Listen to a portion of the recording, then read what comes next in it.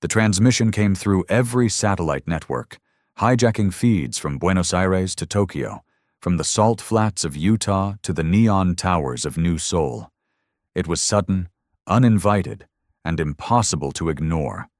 A figure, tall and bathed in dark violet light, stood encased in gold-trimmed armor, eyes glowing like twin suns. His voice echoed across languages, translated instantly by the tech no one on Earth recognized.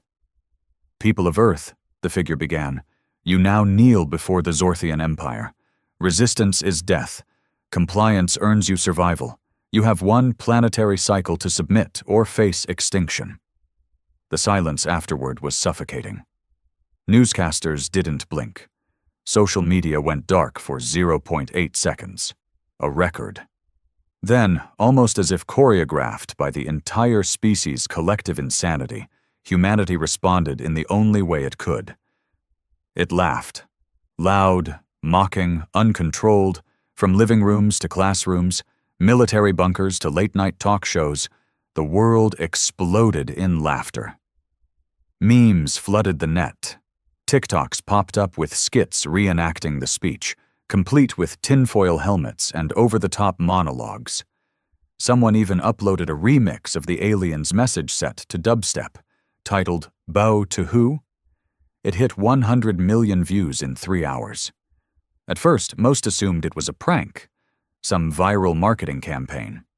But when Earth's governments scrambled jets in response to real, tangible, and hostile crafts breaching orbit, and when 3 satellites vanished without explanation, the laughter only grew louder. Because fear had long since been replaced by something else in the 21st century Earthling, sarcasm, weaponized by trauma. In Washington, a joint military council convened.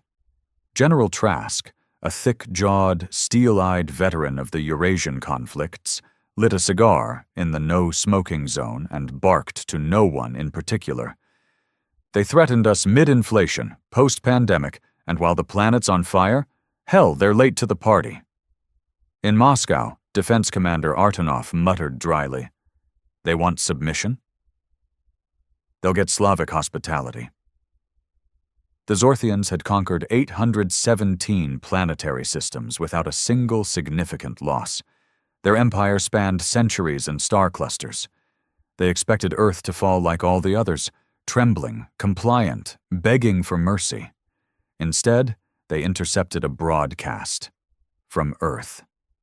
Live. Global viewership, 4.6 billion. It featured a man in a bathrobe, holding a cup of coffee, speaking from what looked like a rundown kitchen.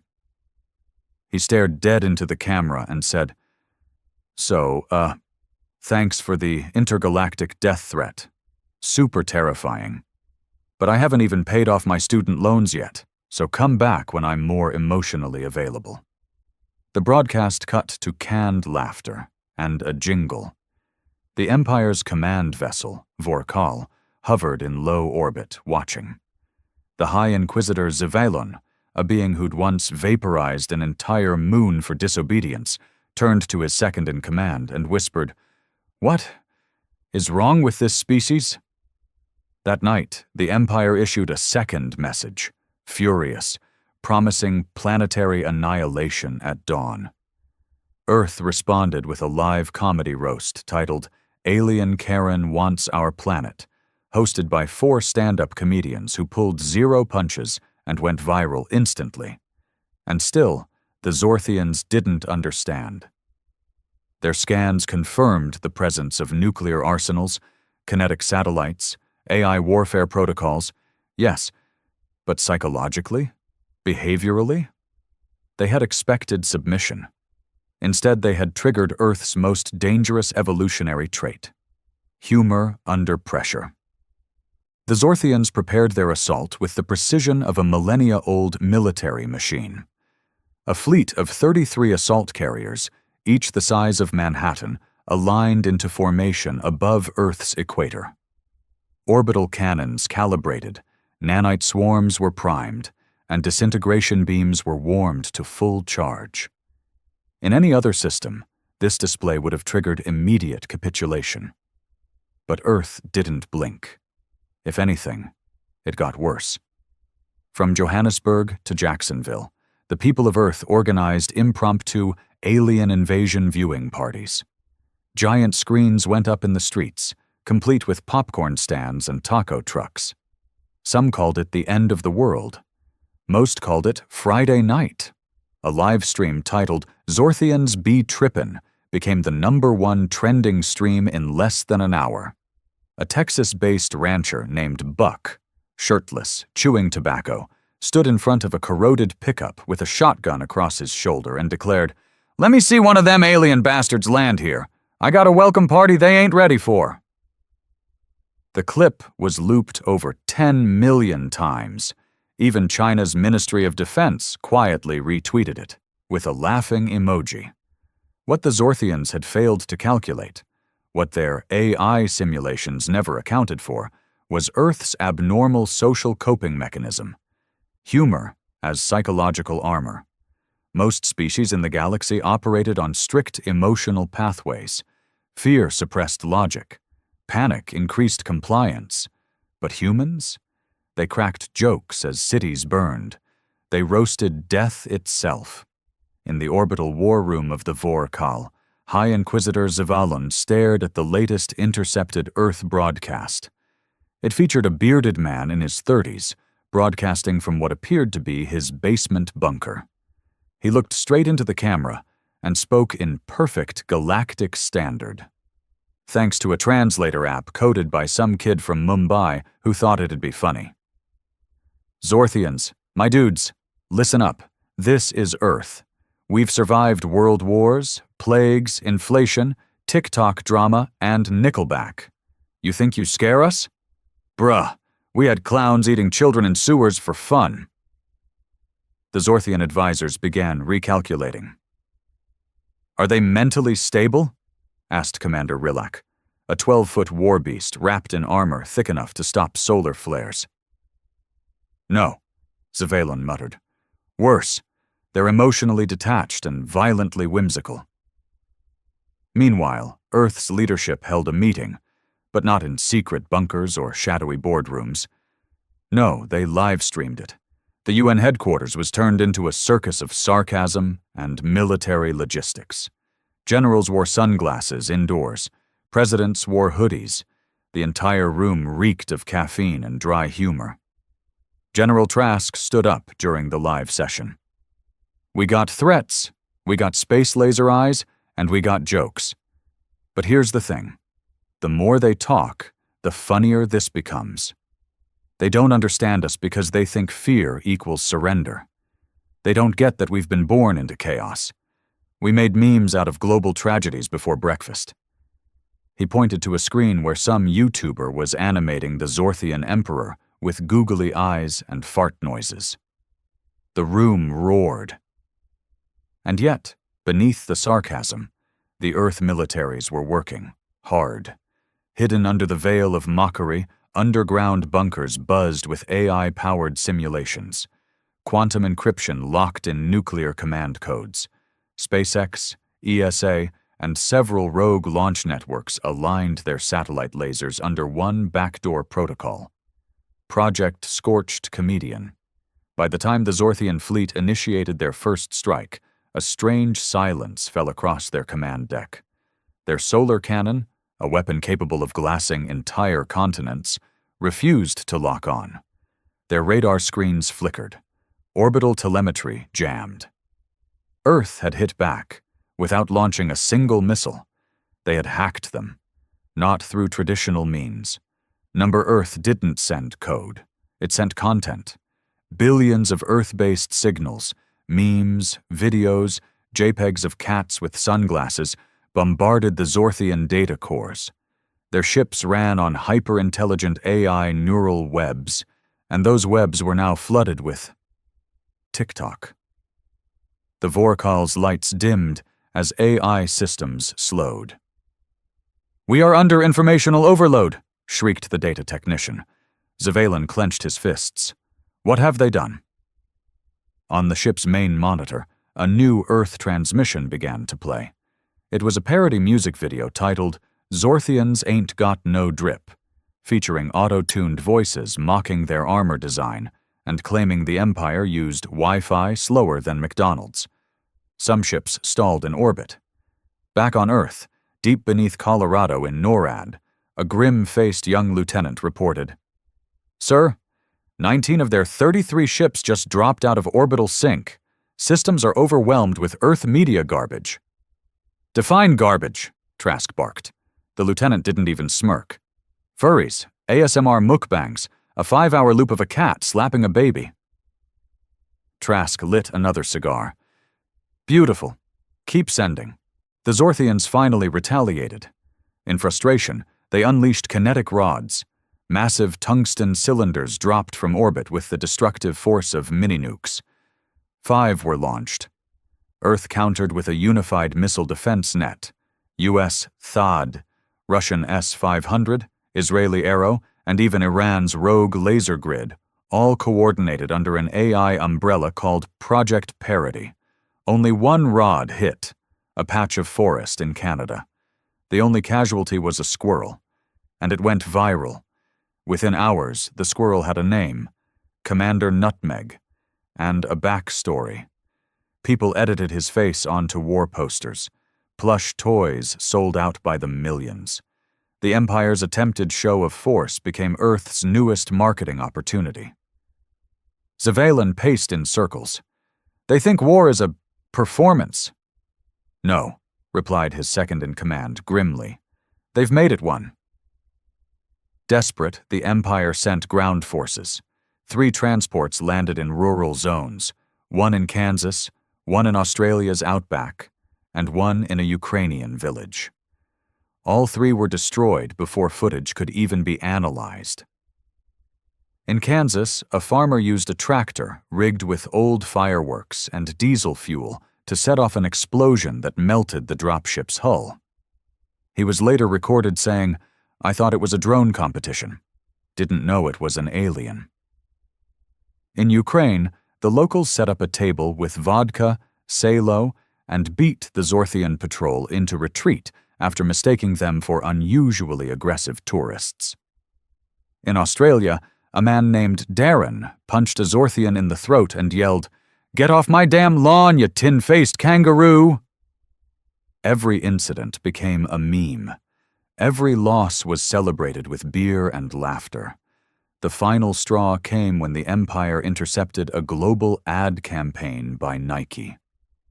Just invade it, with a Zorthian soldier sprinting, terrified, from a mob of Earthlings carrying selfie sticks and Molotovs. Zavalen collapsed into his command throne. "They're not even fighting us seriously." "No, my lord," said the aide. "They're playing." That was when the Emperor himself contacted the Vorkal. His image appeared, holographic, towering, his voice like crushing stone. "Zavalen, report." The High Inquisitor kneeled. "My Emperor, Earth is broken. They laugh in war. They drown our AI with memes. They are unpredictable, unrelenting, and what? They are entertaining." The Emperor leaned forward. "Interesting. Perhaps they are not to be conquered." Zavalen dared to raise his head. "What shall we do, my lord?" There was a pause. Then came the command that would change galactic history forever. "Send an emissary." "Not a threat. A job offer. We need writers for our propaganda department." The emissary landed in Nevada. Not because Earth had designated a meeting zone there, but because the Zorthians' AI, now partly corrupted by Earth media, believed Area 51 to be a galactic embassy. No one corrected it. They were too busy watching a live stream of the descent, complete with dramatic music, commentary from retired sportscasters, and a holographic ticker at the bottom that read, "Breaking. Aliens come to Earth to hire comedians. Stand-up war now official." The ship that touched down was not one of war. It was a sleek diplomatic vessel, trimmed in gold with a hull that shimmered with celestial tech. But it carried a crew of only 3. Zorthian ambassador Volcra, his translator drone, and a humanoid communications interface, now running Earth-based humor plugins downloaded from Reddit threads and late-night show archives. They stepped out into a crowd of 400 humans wearing shirts that read, "I'd invade that," and "E.T., go home, unless you have a job offer." The crowd parted for a man in flip-flops and a Department of Defense badge, chewing gum and holding a slushie. He introduced himself without ceremony. "Mark, Earth's unofficial spokesperson. Also, I run a meme page. You here to surrender, hire someone, or file a complaint?" Volcra blinked. "We come in pursuit of cultural engagement." "Speak clearer, buddy. We're Earth. We do sarcasm, not subtlety." Volcra's translator buzzed. "Your world possesses a weapon more dangerous than lasers. Your culture, your irreverence, your narrative inversion, your refusal to obey emotional protocol. Our empire has realized you are uncolonizable. So now we seek an alliance." Of entertainment, Mark took a long slurp from his drink. "Let me get this straight. You came here to murder us, and now you want us to write your jokes?" "Yes," Volcra replied. "Why?" "Because we cannot stop watching your content. It has compromised the High Emperor's attention span. His Imperial fleet no longer trains. They binge Earth flicks and argue over sitcom endings." Mark blinked slowly. "So, let me summarize. You had a 1,000-year empire, undefeated in war, and Earth took you down with memes, trash reality TV, and rogue podcast bros?" Volcra didn't speak. He just nodded, defeated, and thus began what historians would later call the Age of Reverse Colonization. While governments debated what to do next, private companies pounced. Netflix offered the Zorthians a licensing deal. Elon Musk posted a meme of himself shaking hands with an alien and wrote, "I told y'all." Amazon began shipping Galactic Influencer starter kits. Within days, every Earth-based content farm had Zorthian outreach divisions. Even Taco Bell released a commercial welcoming their new space taco enthusiasts and offered the Zorthians a nacho truce. On Earth's side, no one believed peace had come. Not really. There was still a tension in the air, an unspoken understanding that all this absurdity balanced on a razor-thin edge. That if either side took things too seriously, the entire thing could collapse into bloodshed.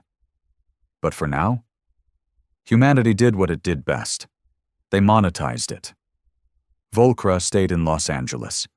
Within a week, he had a verified Instagram account, was spotted at Coachella wearing sunglasses, even though his species saw via echolocation, and signed a 3-season deal for a sitcom titled Close Encounters of the Cringe Kind. But not everyone was amused. Deep in Earth's military shadows, General Trask watched from behind mirrored shades, arms crossed as he sat in a fortified surveillance room. "This piece smells like bait," he muttered. "Empires don't go soft overnight." The man sitting next to him was the director of Project Parody, a former stand-up comic turned psychological warfare expert. "They're not soft," he replied. "They're infected." "Infected?" "With Earth culture. They can't stop absorbing it. Our sarcasm isn't just annoying them, it's changing them." He pulled up a feed from inside the Vor call. Zorthian soldiers were holding skit contests. Imperial officers were remixing orders into auto-tune. One of the high commanders had started a vlog channel titled Warship Diaries, Crushing Stars and Making Friends. Trask stood up. "So you're saying we've launched a psychological pandemic?" "Worse," the director said. "We've made them, like us." "But liking us doesn't mean they won't turn on us." The director grinned. "Exactly why we keep feeding them our worst, our chaos, our contradictions, our unscripted reality. It keeps them confused, and confusion is security." Across the ocean, in Geneva, a coalition of psychologists, diplomats, and meme curators formed a new department. Cultural Containment Protocol, CCP. Their job was to regulate just how much Earth was leaked into the Empire. Too little, and the Zorthians might regain composure. Too much, and Earth might collapse under its own absurdity. Meanwhile, on Zorthia Prime, things were spiraling. The Emperor, once revered as the voice of cosmic order, had begun wearing hoodies. His speeches now included punchlines.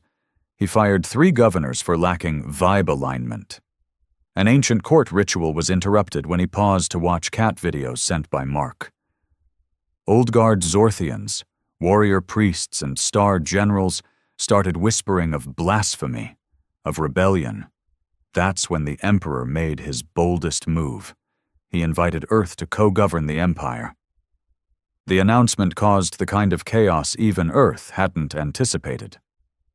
Back on the Vorkal, Volkra watched the news from his temporary Earth-made studio apartment. It was cluttered with comic books, a lava lamp, and 2 rubber chickens, gifts from fans. He turned to his translator drone. "Begin transmission." "To whom?" it asked. "To Mark. I need Earth's most chaotic mind in the Emperor's court." Mark didn't hesitate. He didn't clear it with any government. He packed 3 hoodies, a Nintendo Switch, and a bag of flaming hot chips, then walked onto the diplomatic cruiser like he was boarding a budget flight to Vegas. When he landed on Zorthia Prime, the people, millions of years evolved, conditioned by rigidity and hierarchy, watched in confusion as this soft-bellied, gum-chewing human walked straight into the Imperial throne room. He bowed sarcastically. "Sup, your galacticness." The Emperor looked down, half smiling. "I have decided to make you my Minister of Chaos." Mark raised an eyebrow. "Like, officially?" "Yes. You will be in charge of keeping our empire unpredictable, disobedient, and emotionally volatile. In short, human enough to avoid stagnation." Mark scratched his head. "You know I'm just a meme lord from Reno, right?" "Exactly," the Emperor said. "That's what makes you dangerous and necessary." Back on Earth, the world reacted with a mix of horror and pride. A man once banned from Facebook for excessive trolling was now part of the most powerful interstellar government in existence. General Trask sighed and muttered, "We're all gonna die." But the director of Project Parody simply smiled. "Maybe. Or maybe. We just won the weirdest war in history." Mark didn't fit in, and that's exactly why he worked. As Earth's newly minted Minister of Chaos, he now walked the golden halls of the Zorthian Imperial Palace in basketball shorts and a shirt that read, "I'm not lazy, I'm energy efficient." Zorthian elite looked on in horror. Generals whispered, nobles sneered, but no one dared challenge him. Not since the Emperor himself declared that Earth's unpredictability was now the cornerstone of the Empire's renewal strategy. Mark's first official act? He installed a suggestion box in the Emperor's throne room. On day 1, it was filled with jokes, insults, and a surprisingly detailed recipe for grilled cheese. By day 3, it became a source of news, ideas, and raw, unsanitized thoughts the Emperor had never heard before. Mark leaned into it. He held open mic nights in the war planning chamber. He replaced one of the grand strategy councils with a game of truth or dare. One Zorthian admiral admitted under pressure that he hadn't read the Empire's war doctrine in 300 years. Another dared to wear Earth denim to a tribunal. But amidst the comedy and chaos, something far more dangerous began to brew. Not everyone in the galaxy welcomed Earth's influence. On the far edges of the Empire, a coalition of old-world systems, known as the Purity Arc, began to gather strength. They rejected Earth's culture as corrosive, spiritually invasive, and worst of all, fun. They started small, boycotting Earth broadcasts, banning Earth food exports. Mark nearly sparked a diplomatic incident when he realized he couldn't get hot sauce on Zorthia Prime. But it escalated quickly. Within weeks, military vessels began disappearing in those regions. Embassies burned. On the planet Volnash, an Earth cultural outpost was destroyed. The last broadcast captured a chilling phrase scrawled in glowing plasma across the walls. Order restored. Chaos rejected. Back in the palace, Mark stood before the Emperor, fidgeting. This wasn't a joke. Not this time. "They're not just mad," he said. "They're scared. We broke their script, and now they want to delete the play." The Emperor's eyes, once cold and calculating, now disturbingly amused, narrowed. "They wish to preserve tradition." Mark pointed at the burning outpost footage. "That's not tradition. That's extremism with good PR." The Emperor sighed and stood. He wore no armor now, just robes stitched with Earth streetwear logos. Then it's time Earth learned that chaos too has its price. Earth was not ready. Sure, it had defied the Empire, mocked it, warred with it through memes and madness. But this was different. The Purity Arc didn't threaten. It acted. It didn't laugh. It purged. When their fleet emerged from the maw of Catherian, it wasn't for intimidation. It was for execution. 100 ships, all painted black, all silent.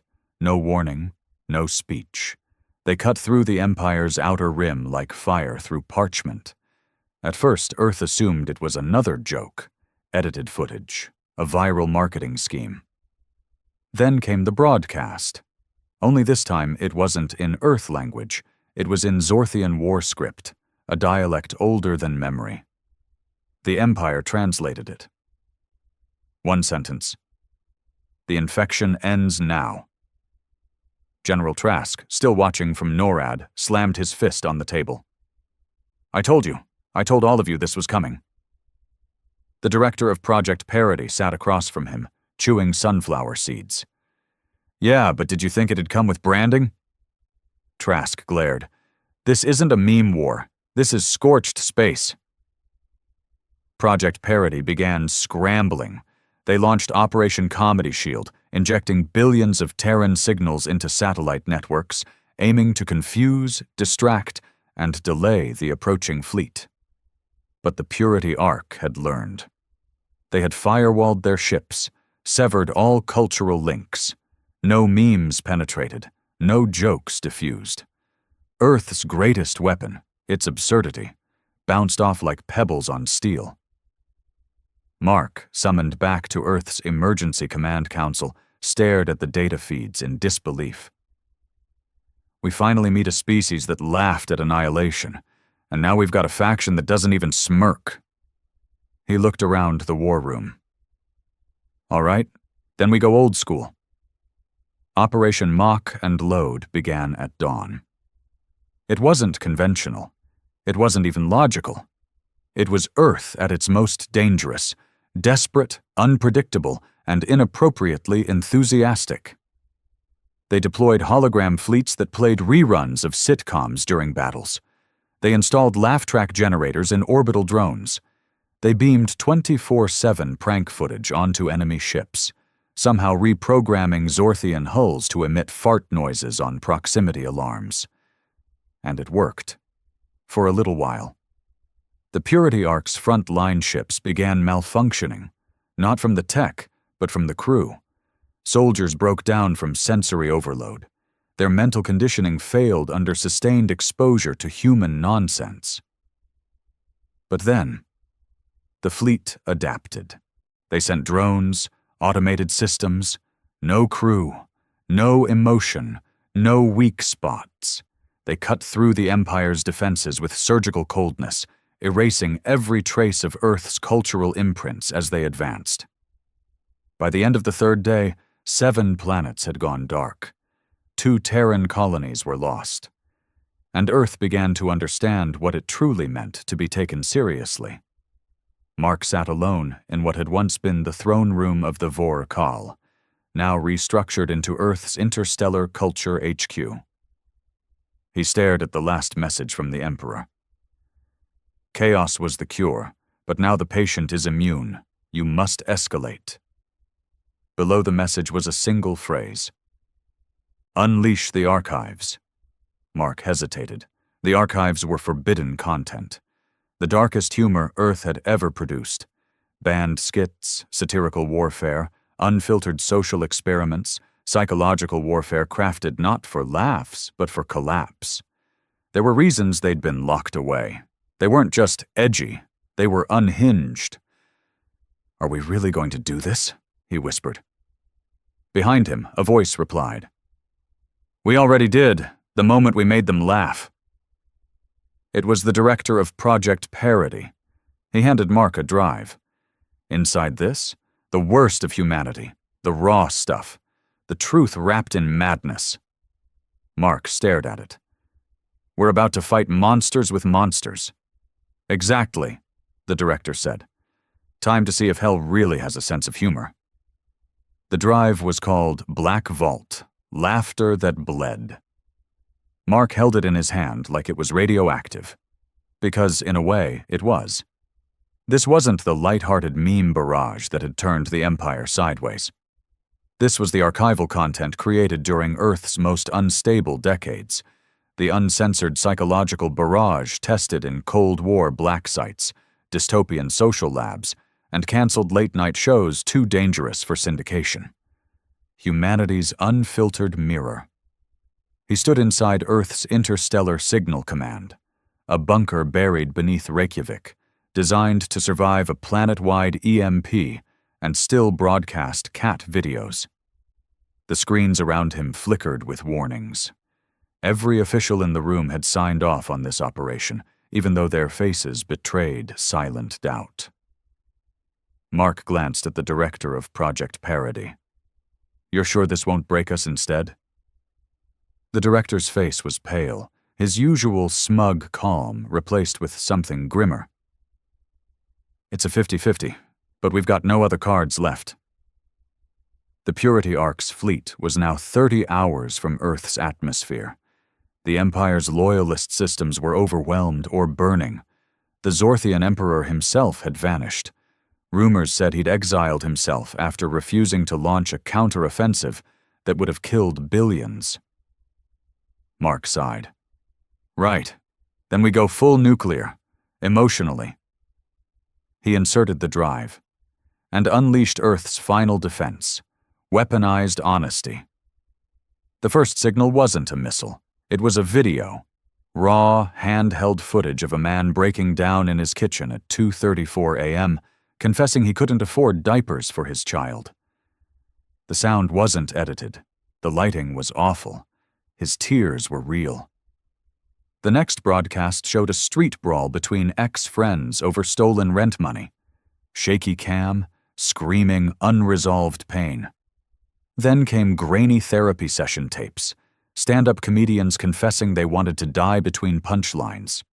Reality shows that were never aired because contestants turned violent and unpredictable. The Purity Arc's drones intercepted the signals. Their AI filtered it. At first, they dismissed it as noise. Then the soldiers began to break. Because this wasn't war. This was emotional truth without anesthesia. Across enemy command ships, strange things happened. One commander fell to his knees, whispering that he'd seen his own mother's eyes in a woman on screen. Another smashed his console, screaming for silence. In less than 4 hours, the front line had turned into a graveyard of crippled minds. And still, the signals came. Earth unleashed comedy shows where the audience didn't laugh. Sketches that ended with silence and stares. Songs sung by the homeless. Game shows where contestants broke down because winning felt hollow. One fleet attempted to retreat. Their ship lost control mid-jump. When it reappeared near Neptune, its entire AI core was fried. The official Earth report said, "Emotionally induced logic loop failure." Translated, they couldn't process being human. But Earth paid a price. The broadcasts didn't just hit the enemy, They leaked everywhere, into civilian networks, into children's feeds, into soldiers' helmets, into homes. The same drive that broke the enemy started cracking Earth, too. In Tokyo, a riot broke out after a school mistakenly played a video titled, "Why Hope is a Lie" in a virtual history class. In New York, a mass silent protest formed outside UNHQ. No chants, just thousands holding signs with existential dread quotes. Mark watched from the bunker, shaking. "We're nuking our own minds." The director didn't look up. "We told the truth too hard." "Shut it down," Mark snapped. "Number, we're too close." He pointed at the enemy fleet data. 70% offline. 15% paralyzed. The last remnants, elite dreadnoughts, still pushed forward but slower, as if they feared what came next. Mark gritted his teeth. "Then aim it. Aim the last one." The director nodded. "There's only one file left. We saved it." He inserted the final clip. It was 5 minutes long, black and white, no cuts, just a single father sitting on the edge of a hospital bed, holding his daughter's shoes. No music, just breathe. A monologue, unrehearsed, unraveling. "I told her the world would get better, that the pain stops, that people care. I lied, not because I'm cruel, because I'm her dad, because she needed something I didn't have. Hope. It's not always honest, but it's all I could give." The video ended. Within 20 seconds, the dreadnoughts blinked off Earth's radar. Not destroyed, abandoned. The ships drifted, lifeless, and so Earth won, not with guns, not with lasers, not with strategy, but with pain so raw it bypassed species, language, and ideology. The Purity Arc collapsed within hours. Its supporters refused to return home. Some begged to live on Earth. Others chose exile in the vacuum of space. The movement didn't die in war. It suffocated in understanding. Earth had shown the galaxy its ugliest soul, and the galaxy couldn't take it. 3 weeks later, Mark stood atop the rebuilt Imperial Tower on Zorthia Prime. The Emperor had returned, but as an equal, now called the first listener, not ruler. "Funny thing," Mark muttered, sipping cold coffee. "We won by being ourselves. Flawed, weird, bleeding, confused. Turns out honesty is the sharpest weapon in the universe." The director of Project Parody, now retired, stood beside him, grinning. "You didn't save Earth with humor. You saved it with truth dressed as a joke." Mark turned. "So, what now?" "Now," the director said. "Now we have a galaxy to teach how to laugh again, but not at the joke, at the pain." Mark smirked. "Dark." The director winked. "Human." Peace was ugly. Not in the way war left buildings burning or skies bruised, but in the quiet realization that nothing would ever be normal again. The galaxy wasn't just recovering from a battle. It was trying to understand Earth. And understanding Earth was like trying to explain sarcasm to a stone. In the months following the collapse of the Purity Arc, chaos became policy. Zorthia Prime transformed almost overnight. Where once stood monuments to conquest, now stood graffiti-covered theaters, absurdly designed public fountains, and statues of human emotions with QR codes that led to random memes. Imperial soldiers no longer marched. They danced flash mobs on weekends, rehearsing viral routines in once sacred war temples. Mark, now a reluctant icon, found himself promoted again. Title: Ambassador of Absurdity. Duties: none defined. Expectations: make the galaxy feel something. He sat at the Imperial Council round table, now oval because someone thought round was too fascist, with beings from over 80 species. Most were still trying to grasp what had happened. They understood war. They understood submission. But Earth had made them question everything. One delegate, a crystalline being from the planet Syrax, leaned forward and asked, "Why do humans mock your own suffering?" Mark looked up from his coffee, eyes tired but amused. "Because if we don't laugh at the pain, it owns us. Humor is how we mug trauma in a dark alley and walk away with its wallet." Silence. Then a slow clap from a gelatinous ambassador who had spent the last meeting watching sitcom reruns. Mark sighed. This was diplomacy now. Back on Earth, the consequences of victory rippled like aftershocks. The Black Vault broadcasts, though stopped, left scars. Entire therapy industries emerged overnight. Support groups formed for those affected by empathic dissonance, a condition where individuals became emotionally paralyzed by feeling too much too quickly. Ironically, humanity had created a new mental illness by weaponizing its oldest one. Governments tried to sweep it under the rug. They pushed tourism to Mars, encouraged alien cultural exchange programs, launched campaigns like Laugh Local, Think Galactic, and built interstellar streaming platforms that paid royalties in both credits and mental health vouchers. But under the surface, tension brewed. A growing faction on Earth called the Stoics began pushing back. They claimed Earth had gone too far, that in showing the galaxy their soul, they'd compromised it. They wore monochrome, avoided humor, and lobbied for Earth to cut all off-world entertainment exports. They called it a cultural quarantine. Mark heard about them through back channels. He watched clips of their speeches. He wasn't surprised, because deep down, he'd known this would happen. Mark found himself alone more often now. The parties, the accolades, the celebrations, they blurred together. He'd walk through Earth's new embassy on Zorthia, dodging alien fans asking for autographs on bananas. They thought it was Earth's currency. Then retreat to his room, close the door, and sit in the dark. He kept replaying the Black Vault's final video.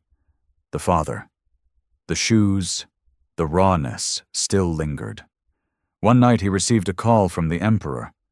No titles anymore, just a man trying to lead something he barely understood. "They want more," the Emperor said. "The other species, more Earth, more chaos, more meaning." Mark lit a cigarette. He wasn't a smoker, but these days, breathing anything felt like rebellion. "They think we have answers? They think your species has survived insanity, that you've turned it into culture." Mark exhaled slow. "We didn't survive it. We adapted to it, like cockroaches in a microwave." A pause. Then the Emperor asked, "Should we stop?" Mark didn't reply immediately. "No," he said finally. "But we have to change the rules." The new protocol was simple. Every Earth broadcast would now include a second track, human context. A digital filter that explained irony, trauma-laced humor, and cultural references before alien minds consumed the raw feed. It wasn't perfect. In fact, it was wildly flawed. But it worked just enough. Shows like Survivor Ohio, Funeral Roast Battles, and Crisis Kitchen became galactic favorites. Earth influencers taught empathy classes to planets who had never cried. But the Stoics pushed harder.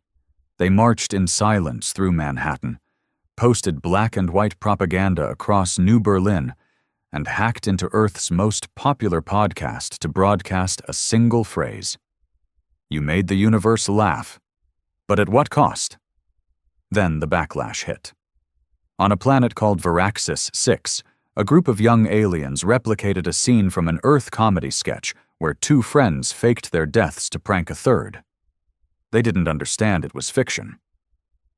3 died, and the galaxy turned.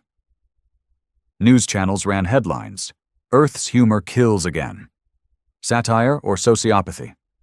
Tears behind the laugh track. Mark was summoned to Zorthia's Senate. He expected a trial. What he found was a debate. One side, led by the Stoics, argued for Earth's cultural lockdown. The other, a mix of alien scholars, comedians, and accidental philosophers, argued that Earth had given the galaxy its first genuine identity crisis. And that was valuable. Mark stood when it was his turn. He didn't prepare a speech. He never did. He just walked to the center, looked out at the beings who once tried to exterminate his world, and said, "I get it. You wanted conquest, you wanted order. We gave you stand-up routines and trauma bonding, but don't pretend we corrupted you. We reminded you that feeling something, even pain, is better than feeling nothing." He paused. "You want to shut us down? Fine. You want to block our shows, ban our voices, silence our grief? Go ahead. But you'll lose more than Earth. You'll lose the best mistake you ever made." He walked off. The room stayed silent for a long time. Then the Jelly Ambassador clapped again. Earth remained open. But under watch, all humor was now considered emotional tech. It was regulated, licensed, taxed. Cultural engineers, once comedians and meme artists, now carried badges and underwent mental health screenings before releasing content to the stars. Mark stayed in the job. But he changed too. No more irony for irony's sake. No more reckless humor. Now every joke had to mean something. The galaxy hadn't known silence in years. Since Earth's arrival onto the interstellar stage, everything had become louder, faster, weirder. Laughter echoed in places once filled with solemn hymns. Emotional chaos had replaced centuries of sterile obedience. And yet, in the depths of that chaotic joy, something quieter, colder began to take shape. A backlash wrapped in calm, simmering resentment. It began with whispers, as all rebellions do. On fringe worlds that once celebrated Earth's culture, people began asking different questions. Not, "What's the joke?" but "What is the price of the joke?" Not, "How do we feel more?" but "What have we lost in the feeling?" They called themselves the Echoes, a name born from the belief that true culture was an echo of past wisdom, not noise from Earth's bleeding edge. The Echoes didn't wear uniforms or raise banners. They wore silence like armor. Where Earth's influence was loud and disruptive, they moved quietly, tactfully. Their first target wasn't military or political. It was symbolic. They hacked Earth's most popular off-world show. Last Man Laughing, a reality comedy series that pitted sentient beings in absurd scenarios with the only rule being, don't laugh. Laughing meant elimination. It had billions of viewers across 5 systems.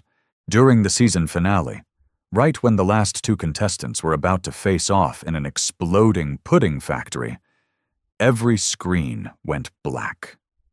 Then, a single message appeared, across every broadcast node from Zorthia to Mars. Entertainment without soul is just noise. Emotion without direction is just manipulation. Echoes remember. Mark got the alert while in the middle of a press conference on Jovial Station 9, a newly converted entertainment hub orbiting the gas giant Drex. He didn't flinch. He was used to backlash, to threats, to scandals, but this one was different.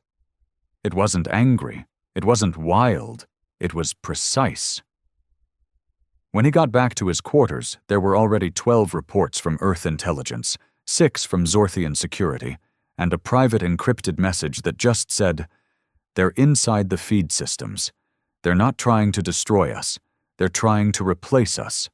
For the next 2 weeks, every Earthborn cultural feed was under surveillance. But the Echoes didn't strike again right away. Instead, they rewrote things. Slowly. Subtly. 1 week, a beloved Earth cartoon suddenly ended its season with an episode about self-sacrifice and silent dignity. No jokes, no punchlines. Another week, a comedy film was mysteriously re-edited off-world into a tragic allegory about lost civilization.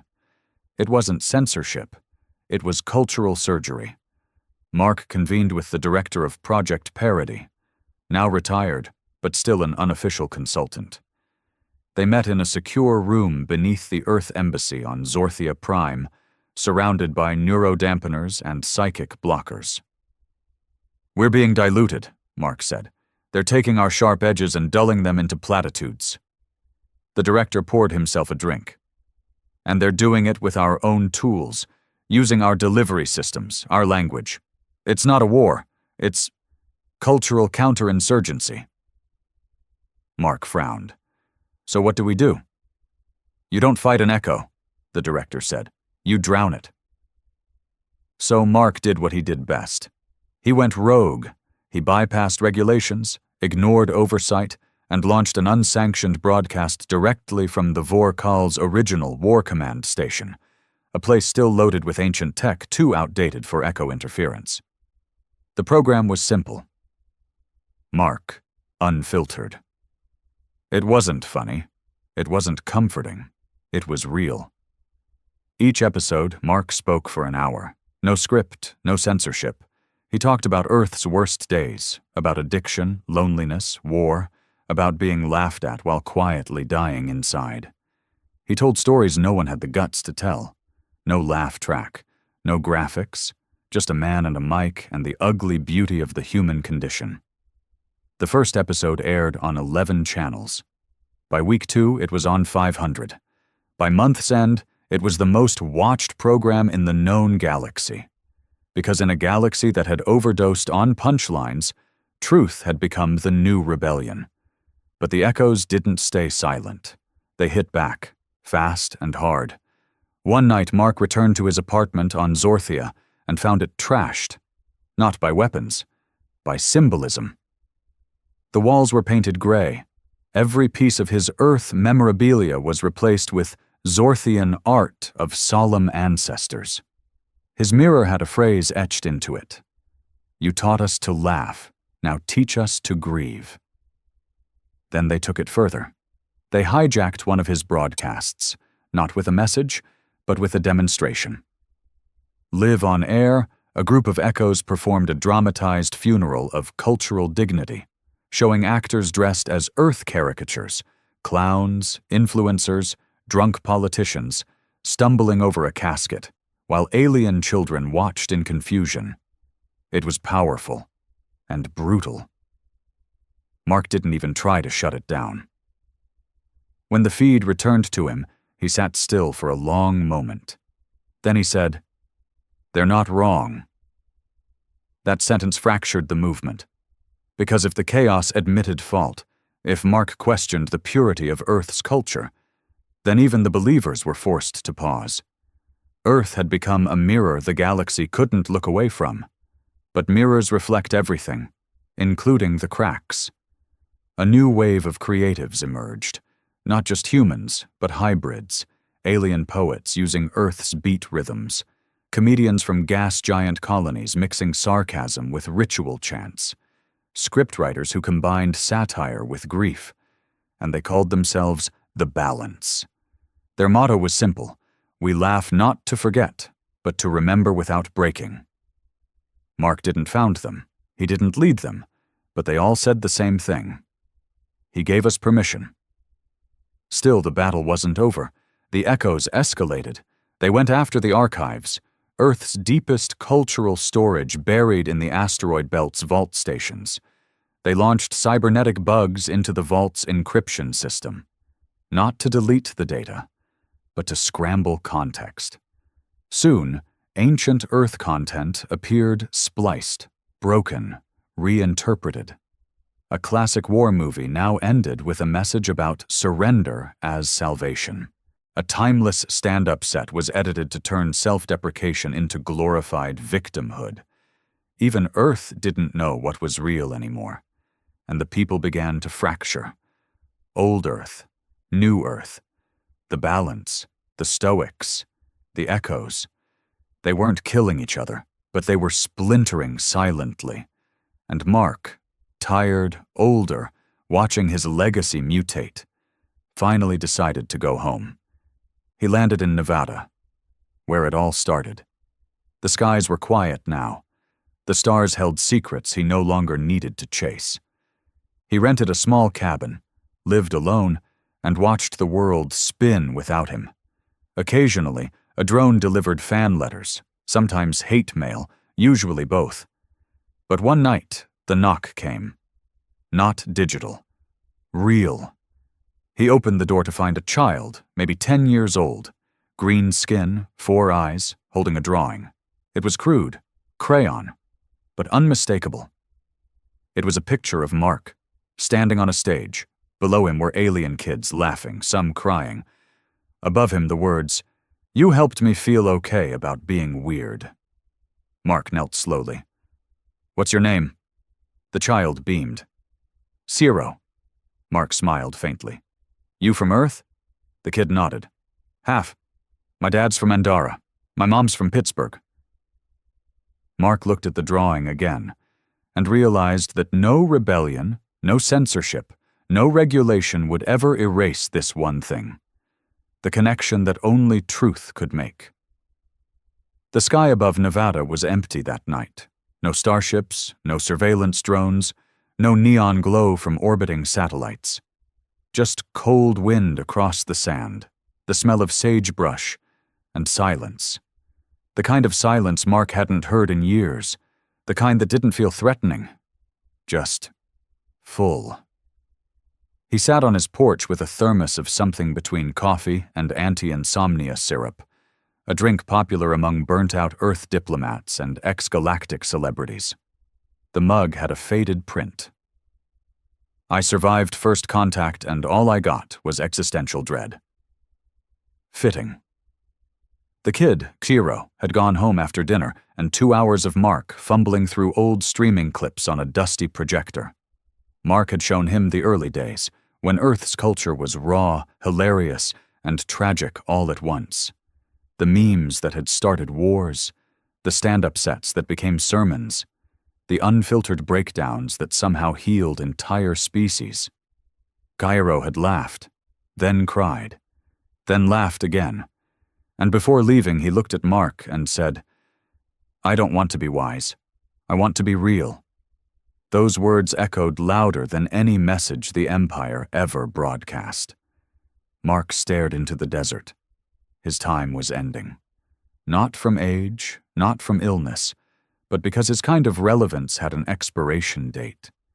The chaos he had birthed, the unfiltered flood of pain wrapped in humor, had given way to nuance, subtlety, layered culture that didn't need explosions of laughter or tears to feel profound.